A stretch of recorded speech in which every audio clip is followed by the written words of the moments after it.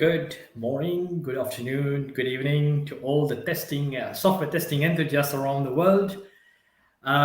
We are now ready for our next session. That would be on autonomous testing, how to introduce testing bot to boost your efficiency and speed. So thank you again for tuning on with us and continuing to support us with this program. We have with us Marcel Veselka, right? Sorry if I mispronounced your name. So, Marcel, you have spent all your career actually in software testing, and I see that you have a lot of interesting skill set as such. So, you started your career with a position of test analyst before moving into test management. You've founded quite some testing community and companies around there. So I see that there is a testing community called Protest. Interesting name actually for a testing community. And you founded as well a software startup, a software company startup Whoopee.io that is specialized in autonomous testing. And you have special interest in modern testing approach, including the trendy topics like automation testing, DevOps testing, Scrum, AI, ML, and autonomous testing. So all the buzzword actually for parts of your skill set. That's impressive. Exactly. So I hope that you have a great session with our audience, and I'll leave the floor to you for your talk on how to introduce testing bot to boost your efficiency and speed. And we'll take some questions at the end. Cool. So the floor is yours, my friend. Thank you very much. And now I will try to share my screen and start my talk. Okay, let's see. Not there yet. Now, could you just confirm that you can see my screen? Because now I'm becoming a bit blind because of... Yes, we can see your screen. Yes. Perfect. So let me first start with something what I'm not very happy about, and that's something about testing. You know, I am trying to follow all the trends, all the reports, all the ideas out there on the market. And I found one interesting result, which is keep repeating couple of years, maybe already 4 or 5 years. And people or our colleagues in IT are complaining about testing. And they are saying in that report that testing is number one reason for IT delivery delays. And being in software testing for 20 years, this is kind of strange, maybe pretty painful statement. And I was always fighting to get some better testing, and I was always searching for some ideas how we could improve what we do and what we love, I would say. And maybe that's why you are also here on this conference. But there is a lot of other statement I could hear as I'm spending a lot of time in software testing. Some people complain that testing is expensive. Some people complain about the testing that's pretty hard. Sometimes people are saying that it's boring or slow. But for me, testing was always fun. And I believe we could make the testing even better, and we could prove that it could be done better. But before that, talking about the testing, let me properly introduce myself, and let's move on with the topic. So my name is Marcel Veselka. I am founder of a couple of different initiatives, ideas, and companies. One is called Tesena. I founded 10 years ago, and now with around 100 testers, we are helping other customers to do the better testing. And this year, I decided to start my new journey and adventure, and I established a new company focused on innovation in testing, and we decided that we will build an autonomous testing tool or autonomous testing platform, if you wish, with name Whoopee. Today, I would like to talk about, especially about the bots, but I'll start with very quick introduction, how we end up with that idea, pushing it further. Then I will explain autonomous testing, because this is one of the, I would say, idea which basically is built on top of the bot or bots.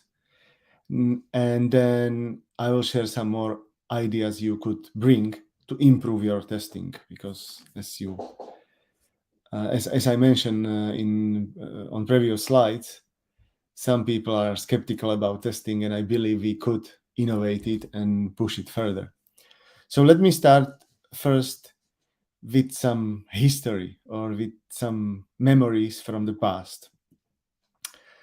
The journey to better testing is pretty long, and we always believe that nowadays that's perfect and we already found it. I don't know whether you remember, but a couple of years ago we started with manual testing. That was not my age, or that era was before I actually started a testing career. I started my testing career in 2004, so this was something I just read from the books and maybe hear from other colleagues who have more experience. Then a couple of years ago, maybe it's pretty old idea. I don't want to say how many years it is. We introduced test automation, and we believe this is the thing, that this will help us. We will not need to do any manual activities in testing, and that will be the silver bullet for anything what we need to solve in testing. Later, someone introduced another idea, because we felt like we have all these AI, machine learning, and everything is ready. So we could start with something which was called, or which is still called, autonomous testing.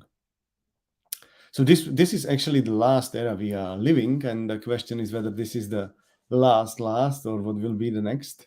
But I would like to focus on that autonomous testing, because I believe that's the topic where the lot is happening nowadays. Of course, all the journey was supported by a lot of vendors, a lot of tools, a lot of open source initiatives and teams or individuals building some new ideas to make this test automation happen. And nowadays, people are focused on autonomous testing.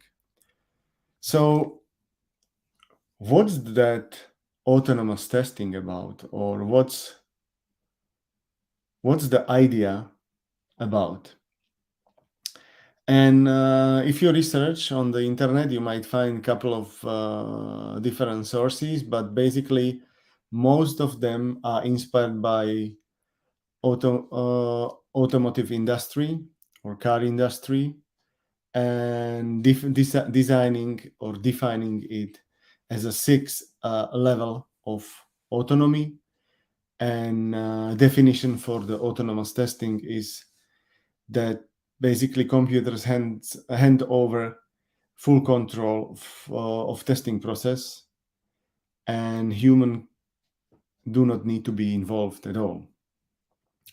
This sounds kind of theoretical, so I try to make it a bit more practical. And this slide I used also last year here on the conference. So those who already attended last year, they might remember that. But I really fall in love with the slide, so I decided to keep the slide for this talk as well. So this is my definition of autonomous testing. When we are talking about manual testing, we need to do all the topics manually. When we introduce some automation, that might be some kind of hoover, but we still need to do a lot of stuff manually. And autonomous testing is that we basically trying to reduce all the human efforts, not only in test execution. If you are talking about testing, it's kind of maybe confusing, because that's about the cleaning, and now I'm talking about testing. So when we are talking about testing and autonomous testing, we are focused to reduce all our efforts, not only in test execution, but also in preparation, in test analysis, in test design, in test building, but also later in maintenance, and also handling results. To make it more scientific, I could also bring up another slide which is focused on that levels. And similarly, as I explained it in on that first slide about autonomous testing, these levels are 6, starting from 0, where we consider autonomous testing as a no automation at all, which is basically manual testing at each stage or each process within the testing approach. And we are slightly starting introducing some automation and reducing or removing human efforts. And this could go on, and we end up with 0 human efforts. I don't know whether this is feasible, but this is direction we are going. I don't know whether the no effort means 0 effort or very little effort, but our goal is to reduce human intervention. Of course, there is a lot of questions, and I believe you will ask me in a chat how this could happen and how we could provide any input, feedback, and so on. And that some people might complain that this is a human task to be sure or to check whether the system works. But I believe automation already prove they position in testing. I believe that test automation is valuable for us, and we know that it's not good for all the activities. But the idea of autonomous testing is to bring that automation even into areas where I would say we didn't find a way how to apply that. And it might sound a bit crazy, but there are a couple of other people and companies crazy about the idea, not only me. And so that's why I decided to show you some other slides about that autonomous testing. And this is a hype cycle, which is basically reported by Gartner, which they introduced in 2020 or published in 2020. And that's hype cycle for Agile and DevOps. And autonomous testing is on the list. So Gartner thinks that if you do or if you practice Agile and DevOps, one of the idea or one of the topic you should deal with is autonomous testing. And they also predict that we will reach the production readiness, or as they call it, plateau of productivity, in 5 to 10 years. And this was 3 years ago. Last year, they published a new report with the new predictions. And they move it more right, which means the idea is getting more and more mature. And the prediction was that we will be ready with that in 2 to 5 years. So it's coming closer and closer to us. They also predict that this will become 1/3 of our testing approach in the previous reports, and they predict that it will be very soon. If you would be interested in some sources of the information, I could share it later. But we understand that the next era of testing is autonomous testing. We understand that automation didn't replace the manual testing. The question is what will happen now? Are we living 3 eras together, or it will be somehow combined, or autonomous and automation will become one? There's a lot of questions around that. But this talk is not about searching for the best combination of these practices. I think it will develop as it developed as the ratio between automation and manual testing developed a couple of last years. But I would like to now talk about the way how we could implement this approach. And I believe there are 2 options or 2 directions we could go. And maybe at the end it'll merge into one, but I believe we could keep improving our existing test automation. And I will share some ideas how we could improve our test automation to become more autonomous. And the second, which is my key point for today, is to introduce testing bots, because this might replace a lot of manual activities nowadays we have in test automation. Of course, we need to support that with very clever algorithms. It's not so simple task, but already nowadays we have a couple of bots which helping us not only in testing but in entire SDLC, as we would say, or in development process. I was talking about Gartner, but there are some other companies also working on the analysis and researching the market and trying to define or predict the trends. Another company mentioning something which is very related to autonomous testing is Forrester. Forrester is other company, and they published pretty interesting article, or I think it was blog post about Turing bots.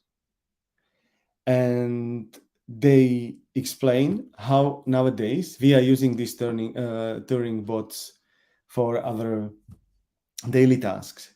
And if you are using tools like GitHub, you might already spot such bots which are able nowadays reply to your reported issues. There are some bots analyzing your code and reporting some security risks or bugs. There are some bots who deal with your dependencies, and if there is some new package released, it reports you the change, or even sending you the pull request to update your code. So these bots are already in development, and I believe it's coming into testing as well. So I decide that for the purpose of this presentation, I will define my software testing bot as a term, because that's not mine. It's basically out there and people talking about it. I'll show you some more data from other researchers on the next slides. So let's agree that for our purposes, software testing bot is AI-powered software that can help us to test our application. And I just want to prove that this is not the crazy idea by Marcel, but it's the idea also other people talk about or think about. And I will return back to another report. This is actually the same report I mentioned at the beginning. And GitLab asked their users, whether they are using or they are planning to use some AI and machine learning in testing. And I decided that the first interesting answer is that 65% of the team says, yes, we are using it, or we will be definitely using it in 3 years. What I decided that I will bring here also top 3 workflows, which is kind of strange word for me, but that's 3 different ideas people think about, that this might be the right candidates to apply this AI and machine learning. First one is that the quality of code might be checked by AI and machine learning. And to be honest, I'm using this when I'm reviewing some code. I am using some generative models to give me some suggestions how I could improve the code for myself and also for other colleagues when I'm running some pull requests. Of course, you need to clean it up. Not all the suggestions are perfect, so you need to have some your own expertise, but it could give you some tips what could be improved. And sometimes I need to admit that it brings up the topics I cannot spot so easily. Second is that the people expect that they will use bots for testing, which is the topic of my talk. And third one is that they will use that AI machine learning for code review, as I already mentioned. So for the purpose of this talk, I'm focusing on the bots. So this is something people believe is useful and will focus on and will build their own or find some bots out there. But how to build such a bot? It sounds fancy, but what do we need to do to implement some bot into our daily testing practice? I believe in any testing, we need to do some interaction and some validation or assertions, as we call it in test automation. And the question is autonomous testing so simple? Interaction and validation? And I think yes, but the tricky part of it is to specifically focus on the problem you are trying to test or on the topic you are focused on. So it will be probably different implementation when you are running some UI testing than if you need to test API or test some files or databases or networks, or you could give your own type of functionality or the type of system under test you need to test. And then we need to also figure out how to test or how to validate. So we need to interact first. So if we test database, we need to probably fetch the data. So we need to have some driver to fetch data, or we need to have some driver to interact with UI if we test web app like Selenium or Playwright, or we need to have some other tool to request the API. And then we need to have something for how to validate the results.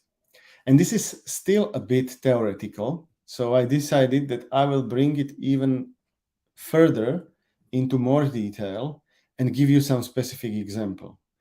And for that, I decided I will use my own product or our own product we are building or working on. And I will go very quickly through that just to show you how the bot could work or what are the principles you need to think about. And to do so, we will test web app application. So the interaction will be with the app.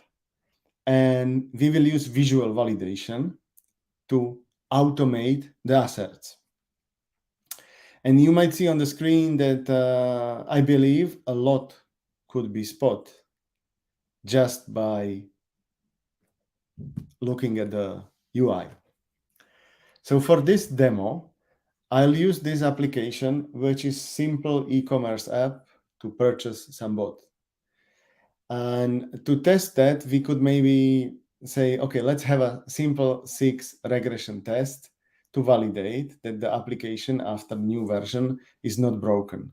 So first test case could be, I will click on the logo and I will check that I'm still on the home page. Second one might be that I will click on the home button or menu item. Then I could click on the gallery, contact page, some login screen, and so on. So this might be our 6 very simple test cases, but visually this could be pretty broken, and this could help us to validate that all the pages are available, or that checkout is available, and user could navigate through the page. So this is extremely simplified example just to show how the bot could work.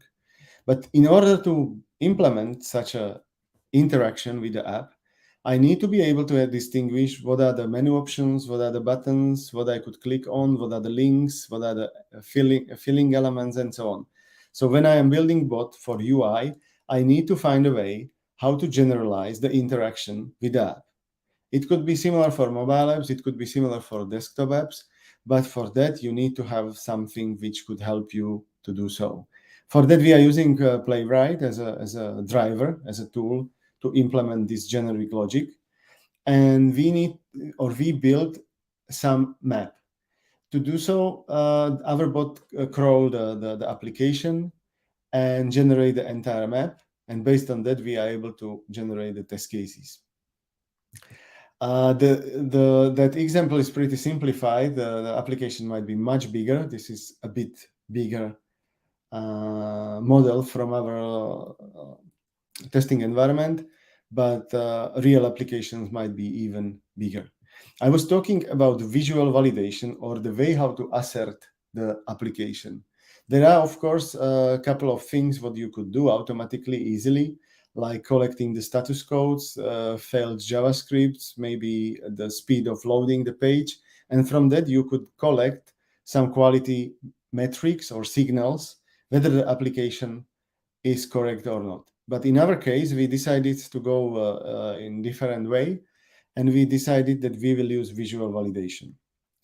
And this visual validation is beautiful idea for teams who are pretty advanced in test automation, because a lot of teams nowadays have fully automated regression tests.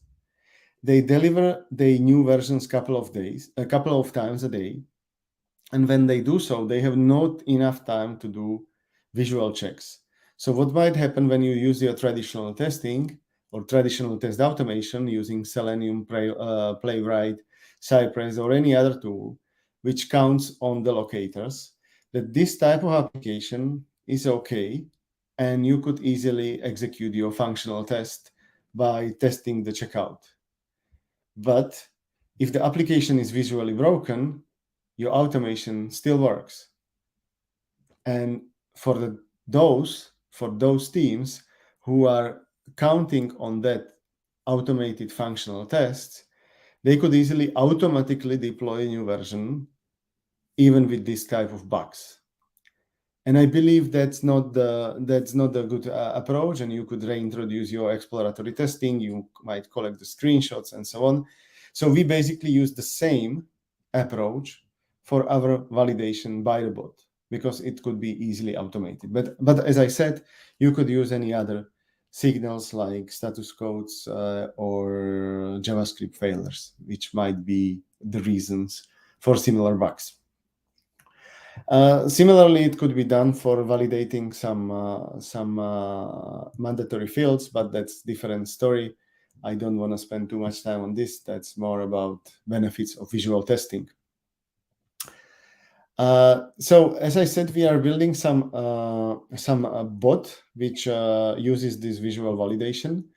And in order to run the tests, we have a simple UI where you provide your link to application, then you build a model, and then you could run your test cases. Still, it's a lot of slides and words, so I decided that I will show you how to execute your testing. And to do so, you need to press the project need to be prepared, the bot need to be trained, and once you have it, you only click on the run test button and then execute your scenarios. What bot does is that it goes into our database and pick up a couple of test cases based on the model and execute them. The ideal scenario is that you just see the pie chart, and based on that, you decide that all is okay and you are releasing. But I think this is kind of naive expectation, especially based on the discussion from our customers. So what typically people do still, and that's, I'm a bit sorry that it's not still the autonomous approach, but people are used to going to the details of tests and like to see the results. So in this case, I execute 10 test cases, 8 passed, but there are some where there are some issues. In this case, the comparison of screens is okay, but in case the bot finds some difference, that is reported like this.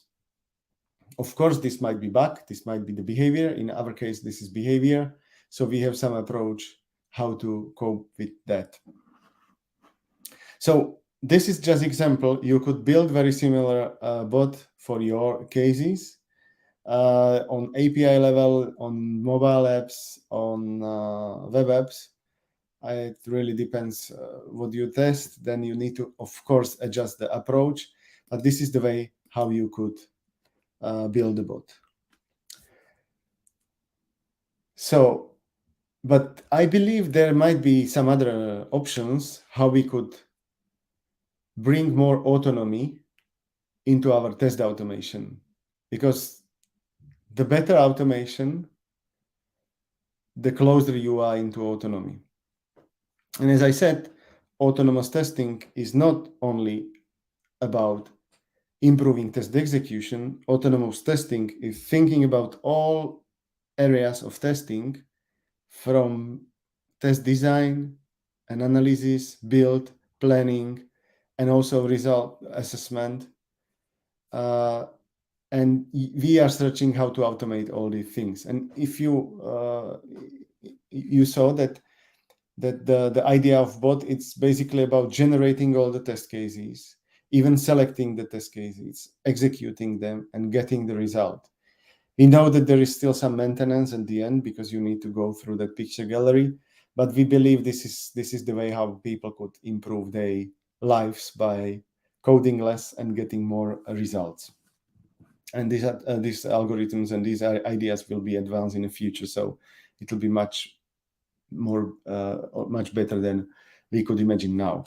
But as I said, other approach could be that we come back to our test automation and start improving that ideas or improving what we already have there.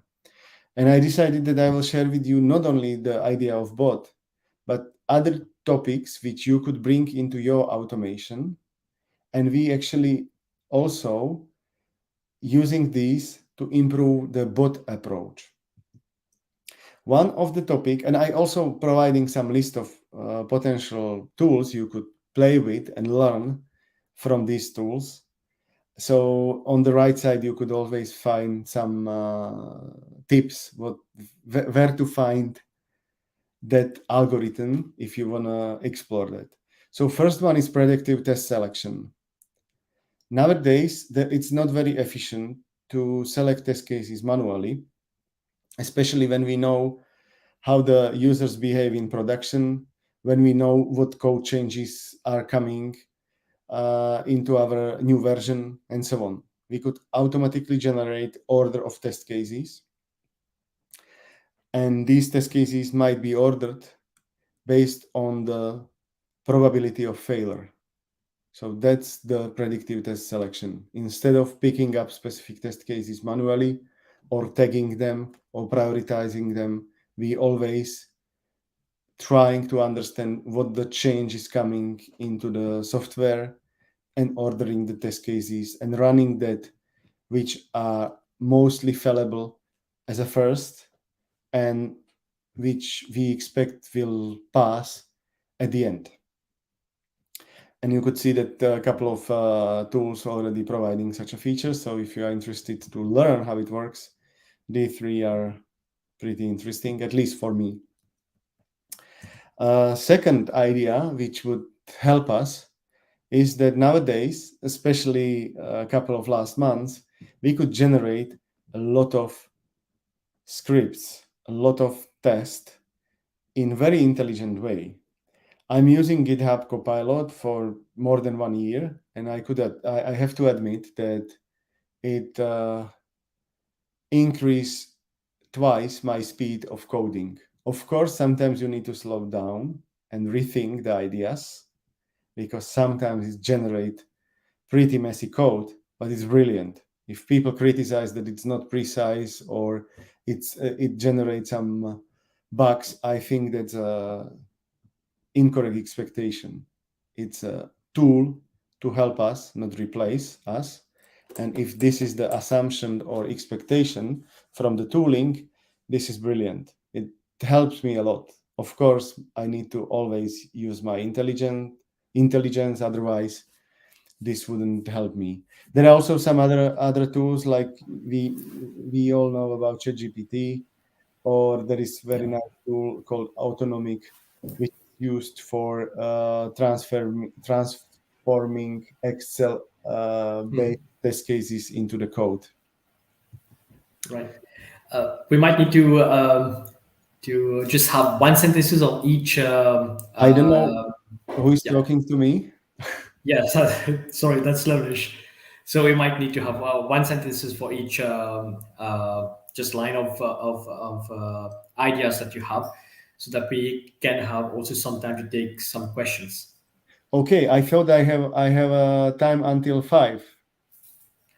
No, that's so just few minutes more on the So how ideas, many and then we minutes take. do I have? Because I could speed it up, but I thought I have enough time. Let's give it 2 minutes for the rest of the ideas, and then we take the questions. Okay, I didn't know that I have less than 1 hour. So anyhow, I'll speed up. So self-healing is the other idea where you could easily generate the locators. Then, as I was talking about the bots and autonomous navigation, there are also a couple of tools which could be used for the learning and inspiration. Then we have some more ideas like image-based recognition. So instead of using the locators, we could use images. Of course, the visual validation I was talking about for my example, there are a couple of tools you could play with. Even some of them are open source. Then another pretty interesting idea when you are using page object model is generating this page object model on the fly. Actually, I didn't find any tool. So if you are interested, you could follow this guy, and he has a GitHub repository, I think, for with the example. And then there is a lot of potential doing better reporting, because I believe we generate a lot of data for test automation, or from test automation, and we don't benefit or don't use this data. So I believe this is another opportunity how we could advance and improve our test automation. So let me summarize, and sorry for that I now speeding up, because I thought I have more time and I wanted to spend more time on explaining the ideas, but if this is not the case, then I'll summarize now. So as I said, testing is changing, and we know that a next era is coming. We could discuss whether this will be just another complementary approach, or it will replace some old approaches. I believe that autonomous testing is the next era or next big thing. And there are a couple of ways how we could do it. One is to build our own bots, or just advancing our existing test automation. And with that, I would like to thank you all, and hopefully I don't overrun it so much. No, Because that's it's not so much. So okay. we just wanted to have some minutes for the questions as well, because we have two Yeah. questions popping in. Thank you, Marcel. That's very intuitive and very instructive as well for our testing community. We'll take the first question. If autonomous testing doesn't need people to test, does it mean that autonomous testing will replace manual testing? So I guess you already anticipated this question from the start, so I'll let you explore that. Yeah, I think that's. I feel like 20 years ago, when I was starting my career in software testing, and people were discussing whether and how many people we could fire when we only buy test automation tool. So that's the same. I feel like that I heard that question and that story already. So I don't believe this will replace us. It might replace the people. This idea could replace the people only if they will not use it, because there will be some quicker, better testers, because they could cover more, they could do it quickly, they could be better. So I believe that tooling is important, but we need to use it wisely. It's not about replacing humans, it's just improving the ability what we could what we could deliver. Yes. So it's as well upskilling of the testers that will be required to operate the tools and so on, to create the models and generation of the test cases. Yeah, and I believe So this is also about the simplification of that. Like, we don't need to do so much heavy coding anymore. Right. If these tools will help us, so it's the upskilling might not be so complicated anymore, or we need to focus on different skills. And maybe coding is not the next thing. But maybe if you would ask me 5 years ago, I would recommend that each and every tester should be able to program at least in one language. Now I'm not so sure. I still believe that principles are important and useful, but maybe not because of we need to automate in the future. Nowadays, yes, definitely we need to have that skills, but a lot of things are changing. So sure. I get your point with code test automation and so on. Things are really already changing the landscape of testing. So we have one question from the testing community. Do you think that AI generated test cases to test AI generated code is a good idea? yes. And now we can discuss the details, but in short, yes. Of course, you need to keep some transparency about that. You need to be able to dig into detail and understand what happened there.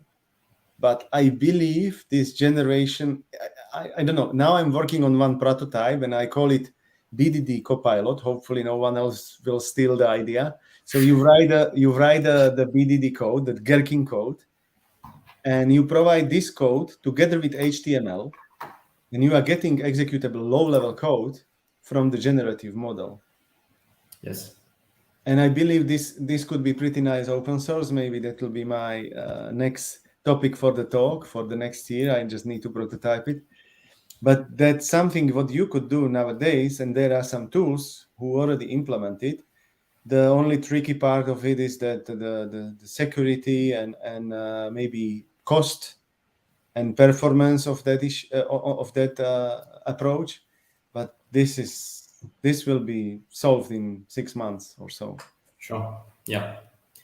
We'll take one more question. So, this one. Are self-healing technologies part of autonomous testing? I would say yes, but again, it depends, because when we are talking about self-healing, a lot of people talk about the locators. And in some cases, I believe that self-healing could be applied also for test data. No one is talking about that. Could. Yeah. But, no one is talking about the test data.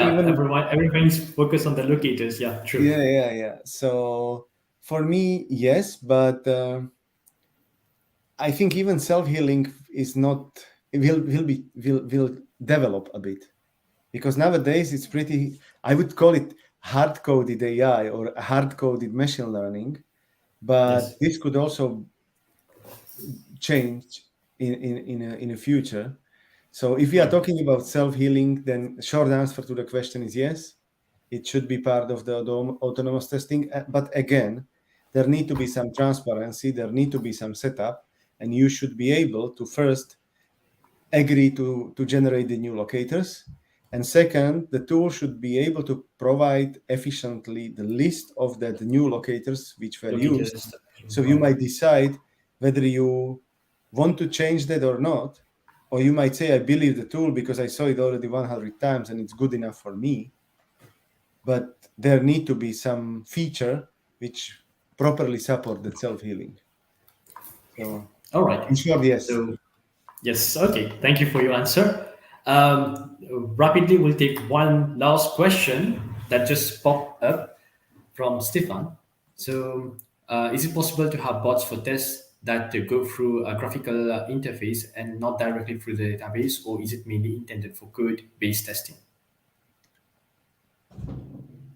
I think I'm not sure whether I understood the question properly, but what I was showing on that my demo, this navigate through the application, and our bot is processing that DOM, the document object model.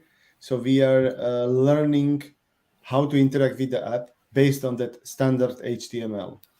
But we could build the similar tool by recognizing the UI elements. And I was mentioning iSQI as one of the idea on my list. So you could, instead of using Playwright, where we are using the DOM and locators, you could use that visual recognition. Again, the question is how quickly we could do so, because you need to process all the data, you need to train the model to be able to recognize the elements and so on. And I think it's doable, it's feasible, but I have no experience to give you proper answer whether it wouldn't be too slow or how stable it'll be, and so. But again, in short, yes, but there might be some details and specifics which need to be explored. Context might apply. Yeah. All right. So that marks the end of the questions that we've received so far. Thank you for your answers, Marcel. It was a pleasure having you, and thank you for sharing your knowledge and your experience in this new field. And I'm looking forward for this field to develop because I'm an automation tester. I'm looking forward for using this technology in the future. Thank you a lot, Marcel. Looking forward to your presentation next year then.